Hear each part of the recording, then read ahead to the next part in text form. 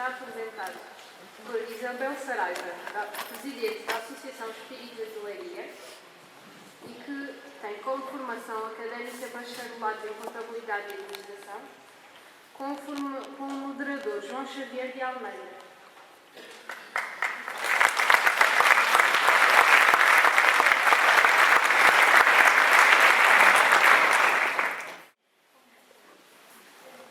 De unidade e obsessão. São dois temas que, conjuntamente, são bastante difíceis de tratar num tão curto espaço de tempo. Mediunidade tem imenso que se lhe diga, e obsessão nem vale a pena falar, que daria para falar uma tarde inteira e fazer apenas um congresso sobre ele. Vamos tentar fazer uma ligeira abordagem deste tema. Mediunidade, o que é? É um nome atribuído à capacidade humana que permite o intercâmbio ostensivo entre inteligências humanas e espirituais. Todo o ser humano traz uma predisposição para o exercício dessa faculdade, embora nunca se apresente de forma ostensiva e pode manifestar-se de múltiplos modos. Quem é médium? Tudo aquilo que se sente, num grau qualquer, a influência dos espíritos é, por esse facto, médium. Essa faculdade é inerente ao homem. Não constitui, portanto, um privilégio exclusivo. Pode, pois, dizer-se que todos são médios, ou mais ou menos médios. É esta exatamente a definição que nos dá Allan Kardec e que consta do Livro dos Médios, no capítulo 14. Quais são os mecanismos humanos que potencializam o exercício dessa faculdade? Allan Kardec, sob a orientação do Espírito da Verdade, afirma que o fenómeno é perispiritual, uma vez que o ponto material, mesmo que transcendente e etéreo, de contacto entre o desencarnado e o encarnado, é o perispírito.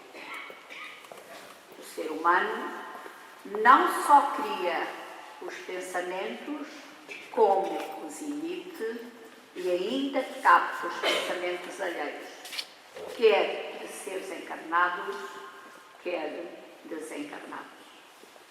Essa captação é similar a um sistema eletromagnético que processa a ligação mental, tendo, no entanto, de existir sintonia entre os seres envolvidos.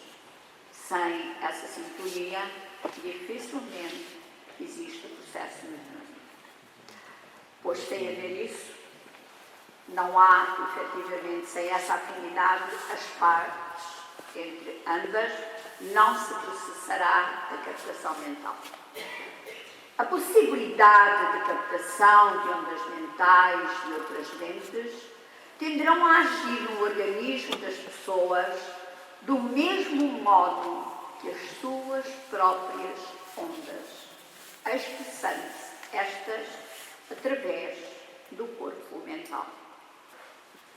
Assim como nos referia Allan Kardec, diríamos didaticamente que o fenómeno mediúnico tem a sua sede no perispírito, fazendo-se consciente através do corpo mental. Como nos refere André Luiz, a casa mental tem correspondência na estrutura do sistema nervoso central. No sistema nervoso temos o cérebro inicial, repositório dos movimentos instintivos e sede das atividades subconscientes.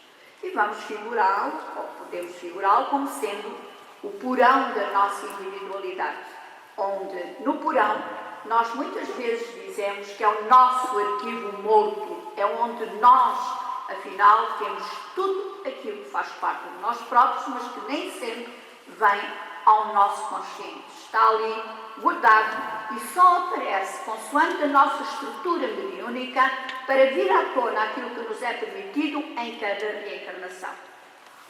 Onde ativamos, portanto, as experiências e registramos os menores factos da vida.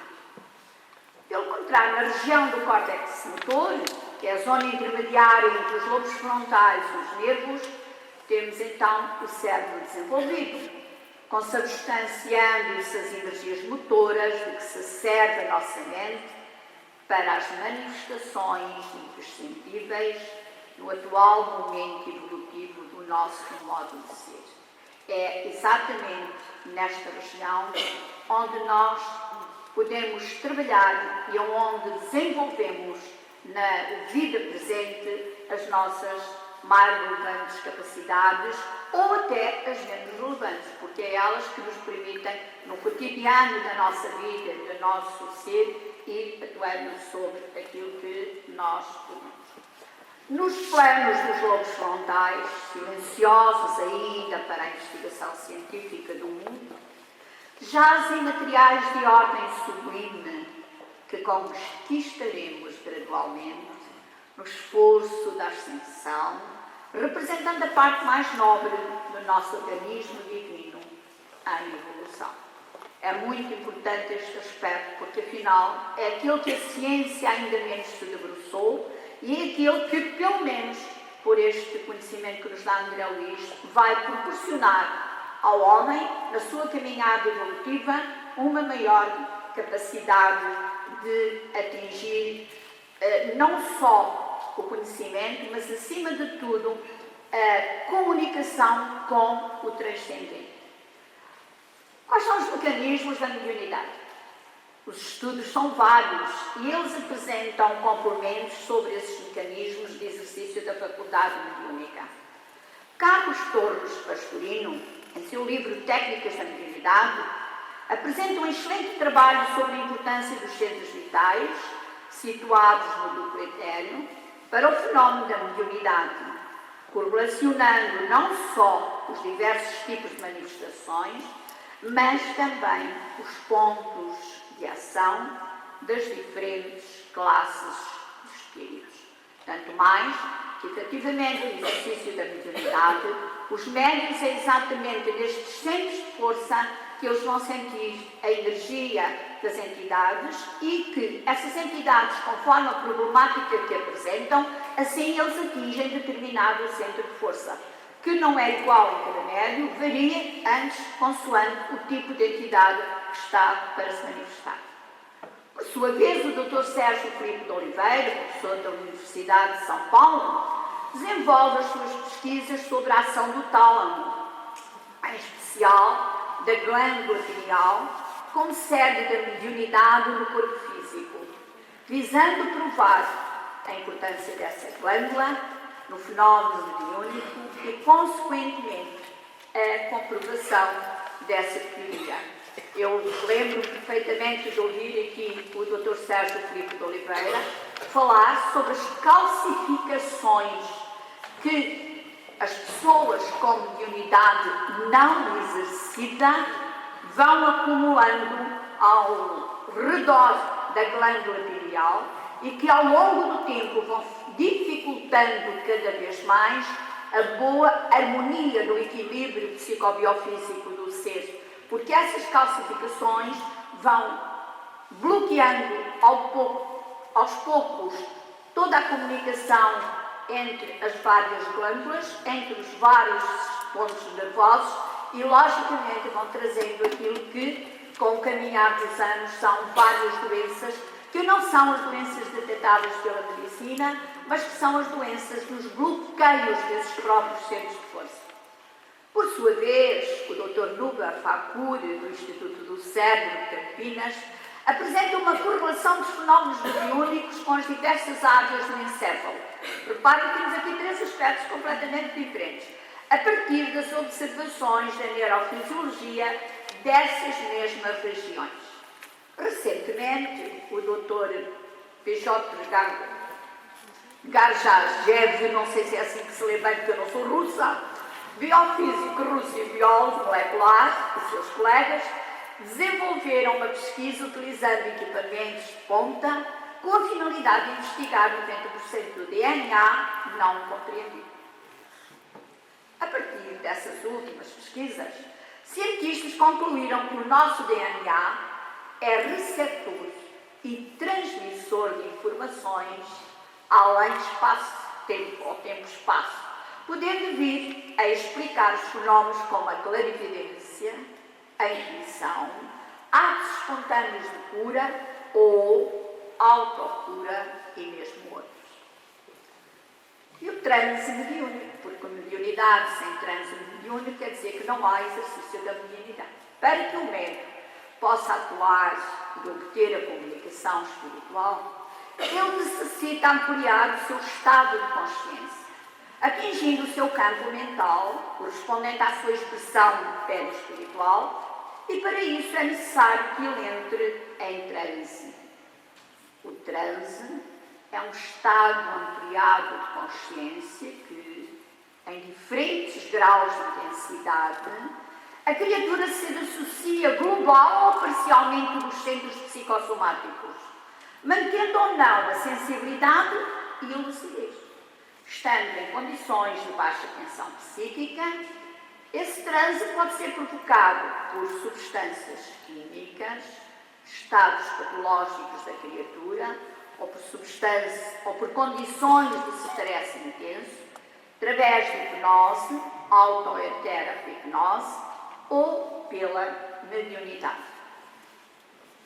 Quero aqui dizer que estas substâncias químicas, eu não quis incluir substâncias que há, que não sendo químicas, no entanto, são plantas normais. Eu lembro na antiguidade, por exemplo, os médios gregos usavam o louro, mascar louro com intensidade. E nós temos as plantas que se usam ainda, especialmente no continente americano, no própria Amazónia, que são efetivamente ainda utilizadas para entrar no transe mediúnico. Portanto, não quis aqui pô-las porque, logicamente, elas não fazem parte do estudo científico e não quis, o estudo mais, não quero referi-las. Segundo André Luiz, o processo psicológico da mediunidade implica a necessidade de sintonia entre o mundo espiritual e o mundo físico. Sugestão, porque, quer queiramos, quer não, quando uma entidade se apresenta com desequilíbrios, o médium apresenta esses desequilíbrios. Pode-os controlar melhor ou pior, mas a verdade é que ele tem esses desequilíbrios. Condicionamento. Porquê? Porque muitas vezes o médium fica condicionado a determinados estádios que logicamente não tem capacidade também de controlar. E também a assimilação, porque ele tem que assimilar aquilo que a entidade lhe pretende fazer. Mas o Dr. Nubar Fakur acrescenta um aprendizado. Eu achei muita graça quando estive com ele em Campinas há relativamente pouco tempo. Ele disse-me que o aprendizado é algo que nós não podemos esquecer. Diz ele, eu não estou nem de longe a querer contrariar o que nos diz o André Luiz. Mas uma coisa é certa, ele esqueceu-se de uma coisa. E eu olhei assim para ele, que achei que era irrelevante que o André Luiz se esquecesse dele. Ele disse, qual é de nós que, consciente ou inconscientemente, não aprende com as comunicações mediúnicas? Então, à medida que as entidades se comunicam, quer ele seja um guia e que nos venha trazer um elevado conhecimento cultural, científico, religioso, nós estamos a aprender. As entidades de sofrimento, será que com elas nós não aprendemos também tanta coisa? Será que não aprendemos as suas patologias, as suas doenças, as suas comunicações, as suas dores, as suas aflições e a sua vida para além da vida? Então não tenhamos dúvida. Eu também incluo aprendizado. E foi aí que eu resolvi lembrar o Dr. Fakur, na conversa que tínhamos tido no Instituto do Cérebro. Teremos, no entanto, de tomar consciência que o ato mediúnico envolve uma componente transcendental, pois o ambiente físico é um e o espiritual é outro bem maior. Mas entre ambos tem de existir sempre sintonia espiritual. Sem isso não é possível.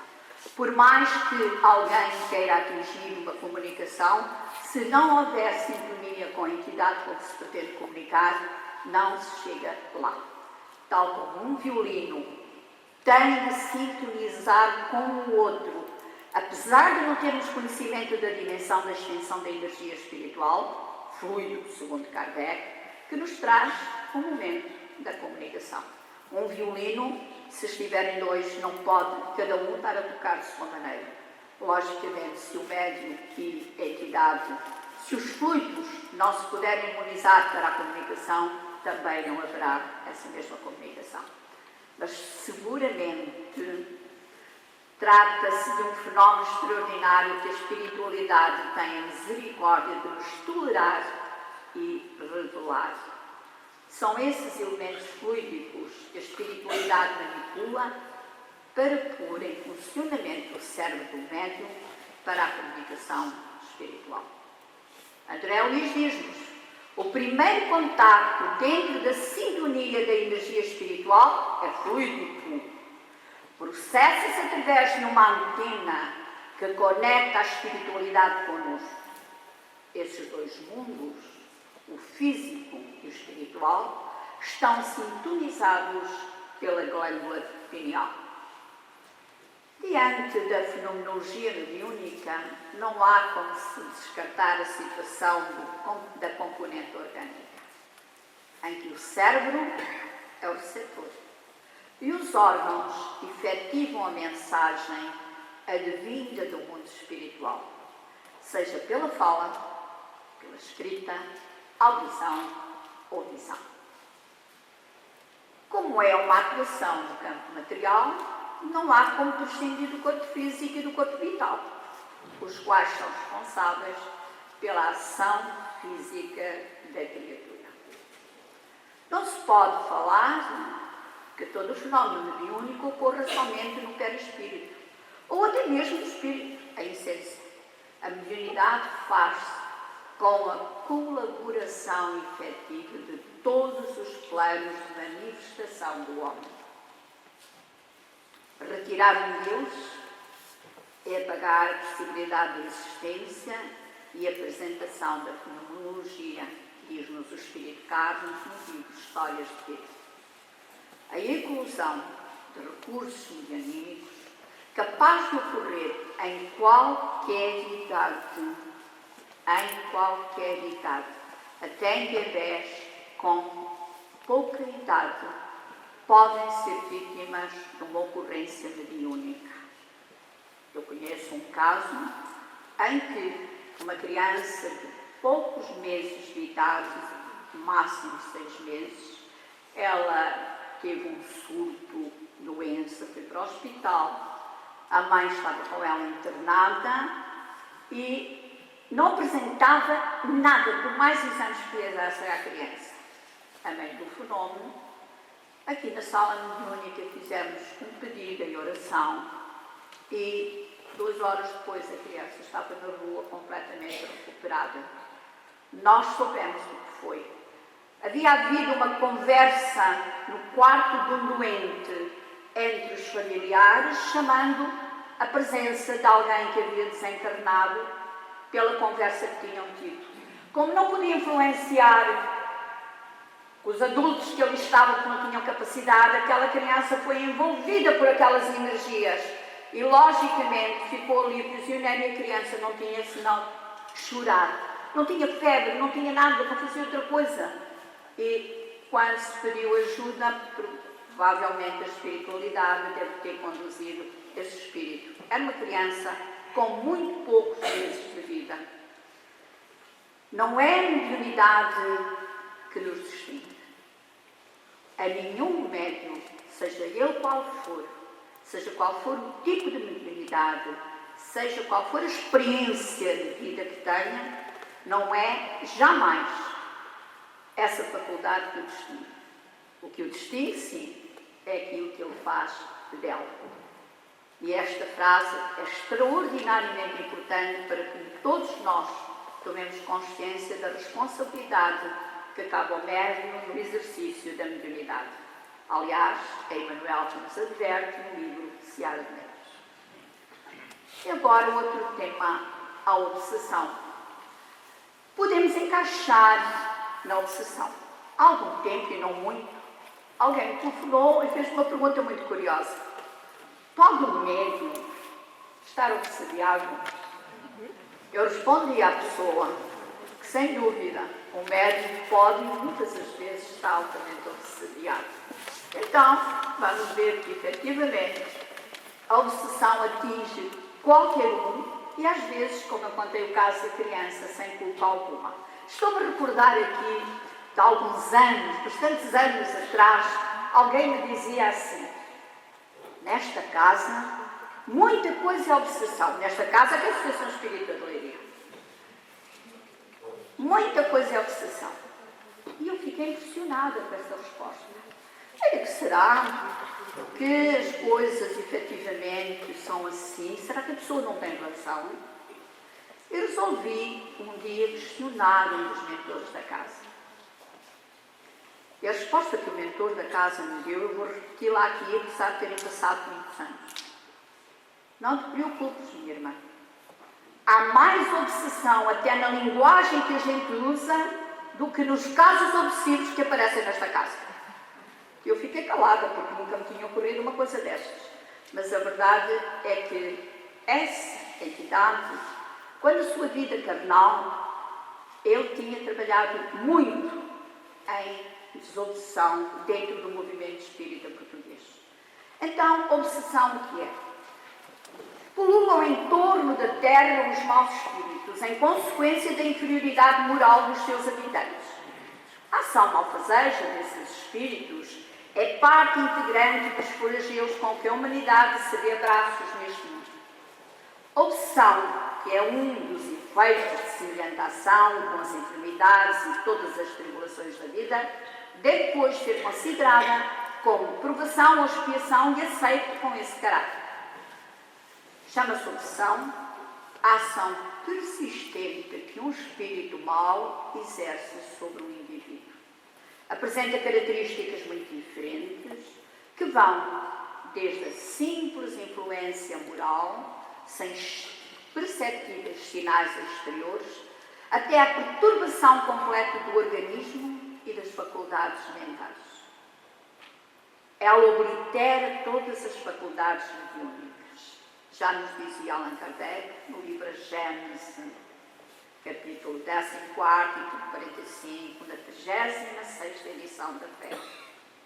A obsessão apresenta características diversas que precisamos distinguir com precisão, resultantes do grau de constrangimento e da natureza dos efeitos que este produz. A palavra obsessão é, portanto, um termo genérico pelo qual se designa o conjunto desses fenómenos, cujas principais variedades são a opção simples, a fascinação e a subjugação, conforme nos indica Allan Kardec. A obsessão é grave parasitose, portadora de complexidades que superam o nosso entendimento quando no corpo físico. O emaranhado do processo na mente, na emoção ou no corpo do paciente é muito complexa e difícil de ser compreendida de um para o outro momento. Essa parasitose da alma tem as suas raízes fincadas no processo do ser, nos campos energéticos, comunicando-se com as delicadas tecelagens do córtex cerebral. Acreditam os modernos neurocientistas que aproximadamente 20 bilhões de neurónios respondem pela construção do córtex cerebral. Como diariamente morrem milhares deles, eles naturalmente substituídos por lípidos e proteínas que se encarregam de formar as membranas celulares. Esse córtex cerebral sofre alterações constantes e consegue permanecer vinculado às ramificações neuronais em constante fluxo de modificações, em número e em topografia, a fim de serem mantidas as neurocomunicações. Todos esses equipamentos são alterados por contínuos campos magnéticos que se encontram no exterior. O que desconhecem os estudiosos diz respeito ao bombardeio mental realizados pelos adversários do encarnado, que através de ressonâncias vibratórias alteram o magnetismo dos campos extracranianos e muitas das vezes alteram-nos de uma forma que é extraordinariamente complexa, culminando por acelerar a morte dos neurónios perturbar a produção das monoaminas, responsáveis pelas delicadas estruturas das células, produzindo distúrbios interiores de raciocínio, de memória, de sentimentos e de comportamentos. Quando é que se originou a mediunidade? Em todos os períodos da história humana, já aqui foi falado. A obsessão e suas sequelas têm-se apresentado ceifando a saúde física e mental dos indivíduos. Os sofrimentos devidos às causas anteriores à existência presente, como os que se originam de culpas atuais, são muitas vezes consequências da falta de motivo. Isto é, o homem, pela ação de uma rigorosa justiça distributiva, sofre o que fez aos outros. Assim se explicam, pela pluralidade das existências, pela destinação da Terra como mundo expiatório, as anomalias que apresenta a distribuição da ventura e da desventura entre os bons e os maus neste planeta. Também nos diz Allan Kardec. Terrivelmente ignorada ou simplesmente desconsiderada, vem prosseguindo no seu triste fanal de vencer todos aqueles que lhe tombam nas malhas coercitivas. A obsessão somente ocorre em razão do comportamento irregular de quem se desvia do roteiro do bem-fazer, criando animosidades e gerando revidos. Certamente, haverá muitas antipatias gratuitas entre as pessoas, que resultam de preferências psicológicas, de identificações ou reações afetivas. Os dardos atirados pelas mentes agressivas e inamistosas são inevitáveis para aqueles contra quem são dirigidos. Se me dirigirem, seja o que for, eu não posso evitar.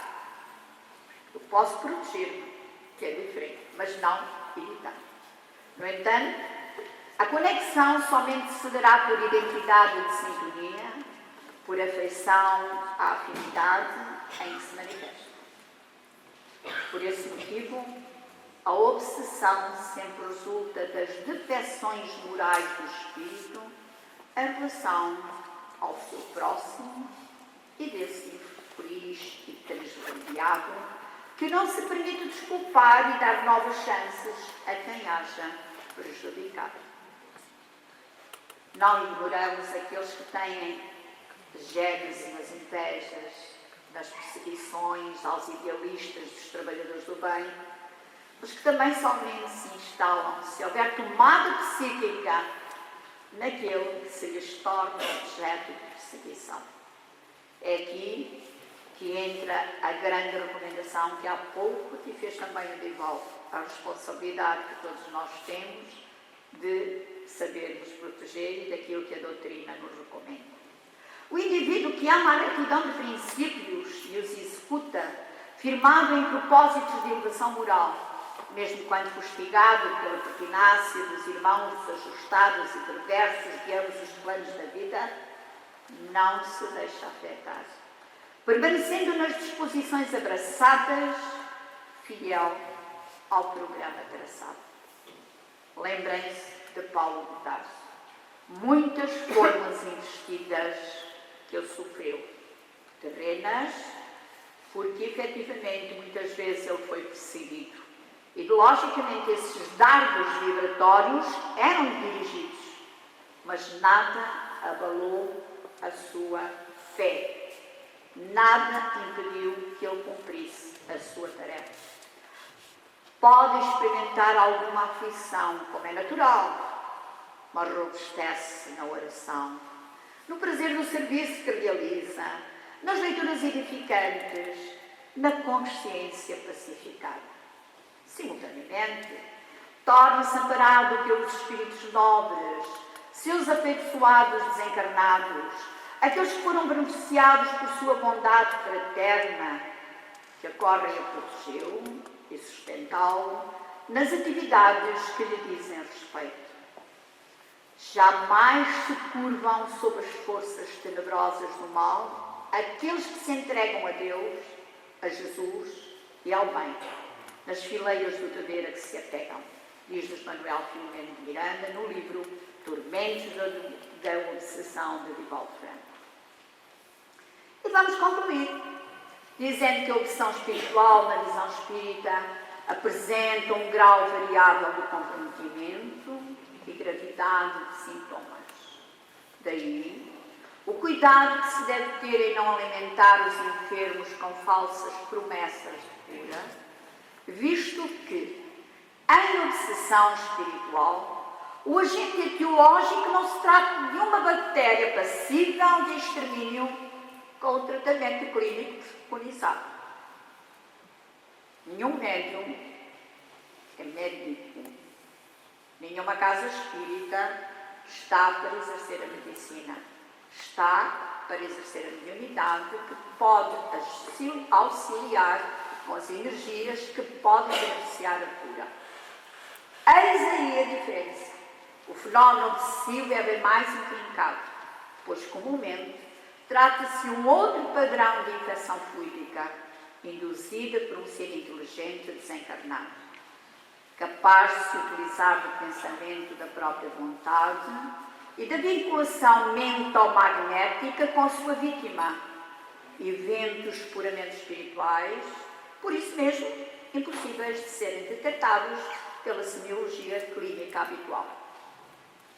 Evidentemente, não se pode aniquilar o espírito vingativo da mesma maneira que se extermina um agente infeccioso. Por isso, em medicina transcendental, recorre-se a outros artifícios terapêuticos. Valemos-nos, sobretudo, dos impositivos éticos do esclarecimento, com finalidade de estimular o perdão, promover a evangelização elucidativa e sugerir a mudança de padrões comportamentais, o que exige conhecimento de causas, vivência doutrinária e boa dose de amor ao semelhante.